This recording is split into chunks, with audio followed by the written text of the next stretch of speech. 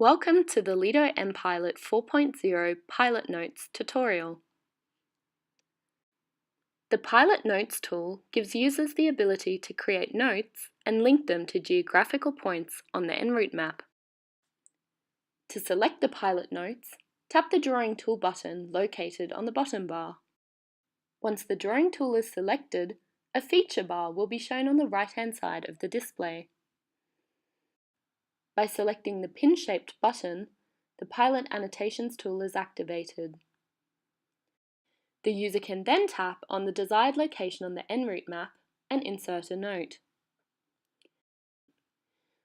These notes can include things like radio frequencies or reminders, ensuring that pilots are able to access specific information throughout the flight.